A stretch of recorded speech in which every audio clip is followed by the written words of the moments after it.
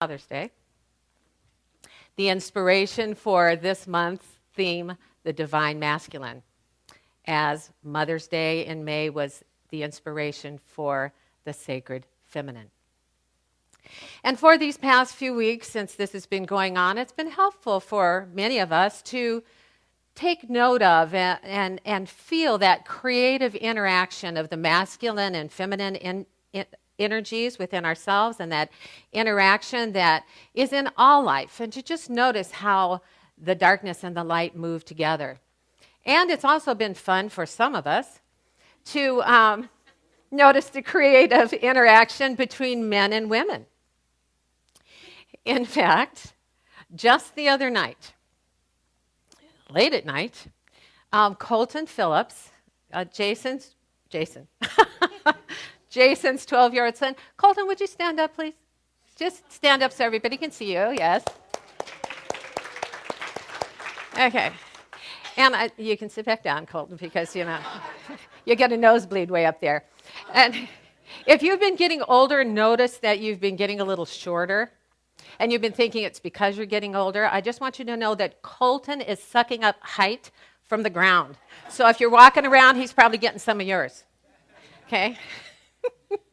He's almost 13, though, so hey. Anyway, so it turns out that there is a newly married Christian couple. And they were having a disagreement as to who should make the coffee in the morning. And so the husband, naturally, wanted the wife to make the coffee, and the wife wanted the husband to do it. But being devout Christians and in the habit of looking to the Bible for answers, they both agreed that whatever the Bible had to say about it, that they would both abide by that. And sure enough, it didn't take long at all.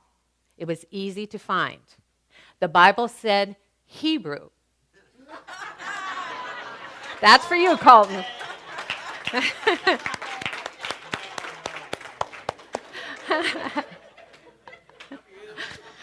It was worth waking up for, what can I tell you? Well, the title of my talk this morning is The Gifts of Fatherhood. And poet William Wordsworth said, "Father, to God himself we cannot give a holier name." And so this morning we'll be considering the gifts of our Heavenly Father that we've inherited, and we'll also be looking at some of the challenges and rewards of earthly fatherhood.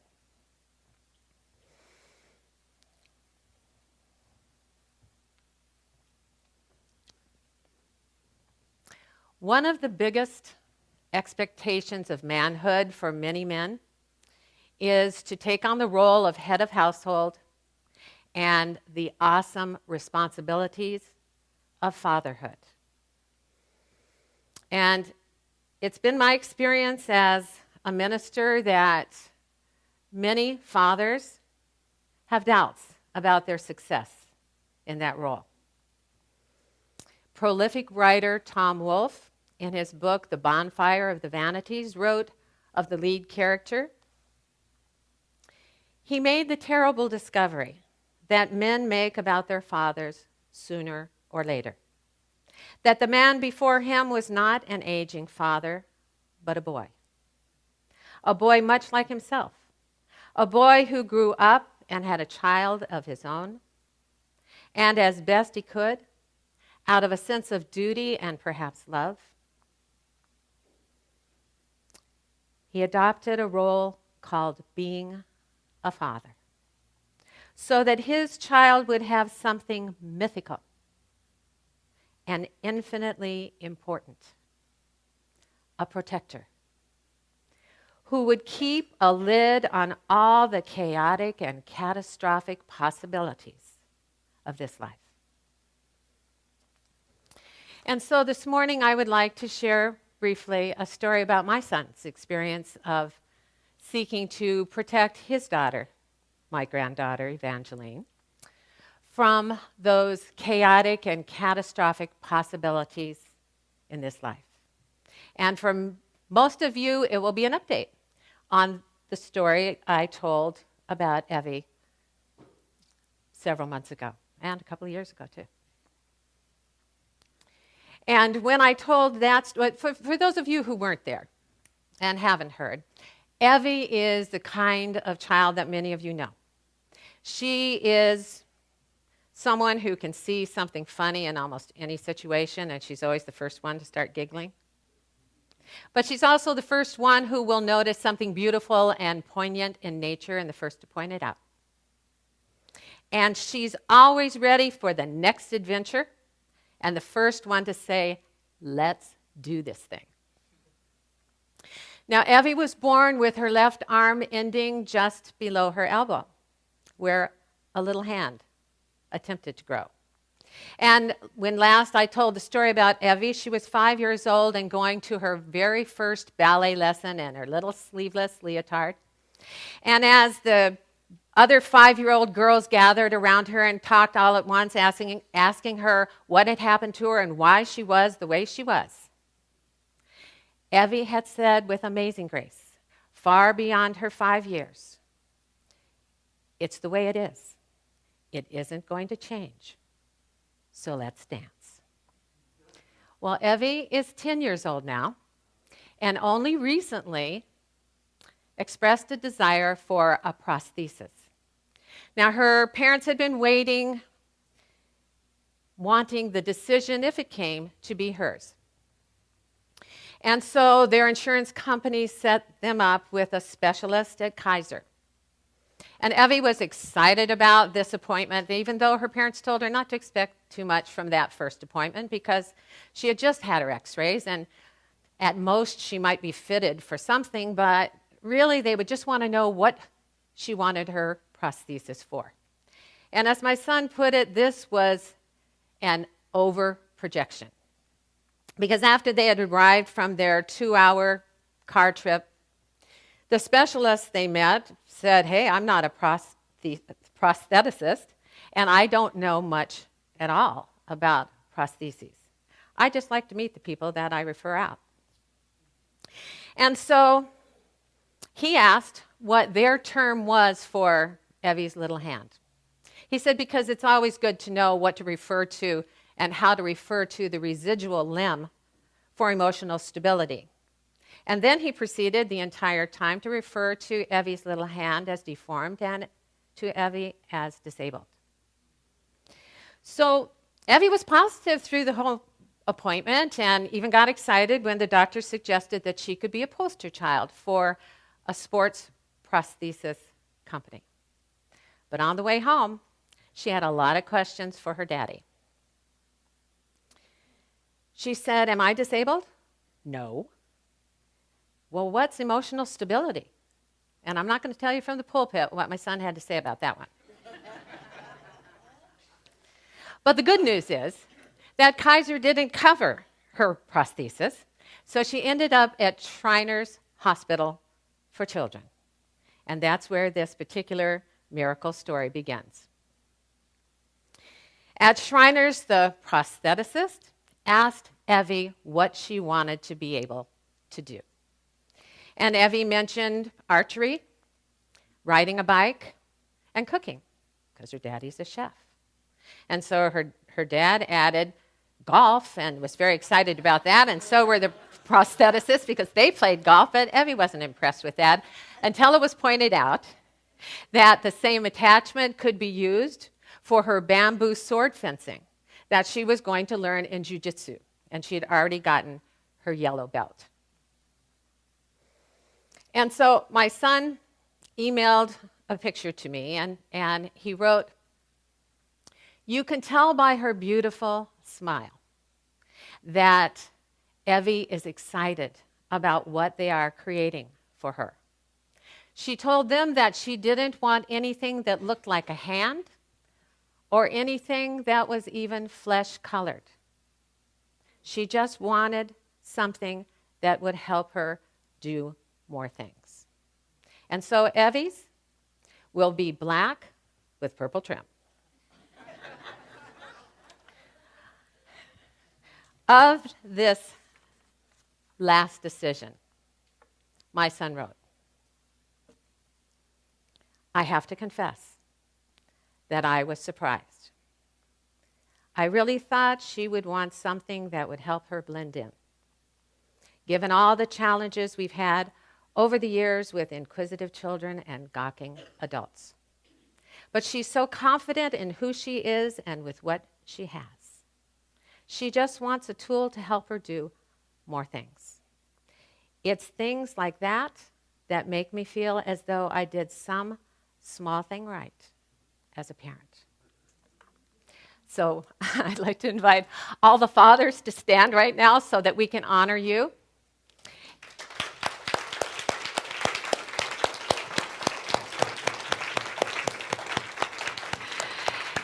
And please remain standing for our tribute song to you.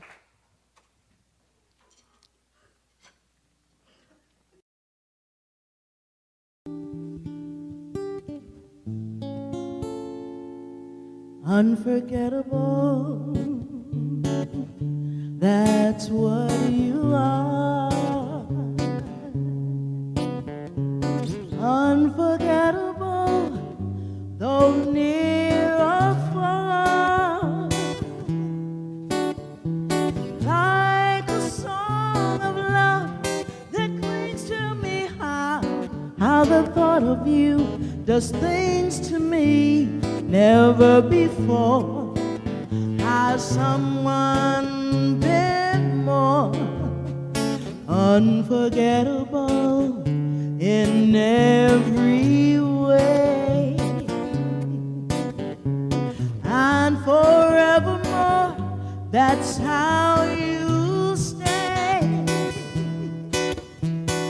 That's why, fathers, it's incredible that someone so unforgettable thinks that we are unforgettable too. That's why, daddies, it's incredible that someone so unforgettable thinks that we are unforgettable too. Some of us have been fathers. All of us have had an earthly father. And no matter what that relationship was or is, we all have the perfect relationship with our Heavenly Father who loves us unconditionally and finds us unforgettable. In fact, our Heavenly Father is always present and never fails to keep in mind the kingdom that He created for us, with us in mind. Now, we've been looking at the divine masculine as the awareness of being alive, an awareness of life that we inherited from our Heavenly Father, who is life itself. The one who said, I am, and creation became what is. And we've been looking at the divine masculine as visible creation. Those unlimited ideas in divine mind that are often referred to as the kingdom of heaven. And sacred texts tell us that that kingdom is unlimited and that it is comprised of all that is beautiful and holy and good. And that kingdom is within us. It is within our mind, in that not yet known place in our mind, awaiting our conscious discovery and waiting for us to bring those ideas to light in our life through our thoughts and our words and our actions.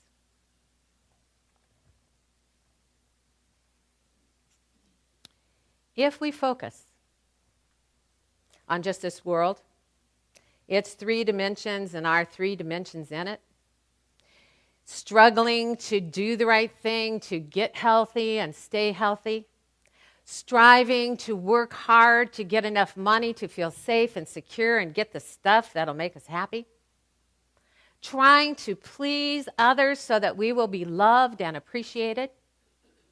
And all the time we miss out on the treasures that are ours right here and now. All the love, the joy, the peace, and abundant good that are ours because we are right now the sons of God. In A Course in Miracles, we read, "The world can add nothing to the power and the glory of God and his holy sons, but it can blind the sons to the Father if they behold it." So if we've been staring at the world a little too long, this morning is a really good opportunity on this Father's Day to ask ourselves, do I truly believe, despite appearances, that I am a descendant of God? That I am a powerful, spiritual son of the Heavenly Father? Or have I been looking at myself as limited to my earthly inheritance? Educationally, financially, in my mind, in my body, in my emotions?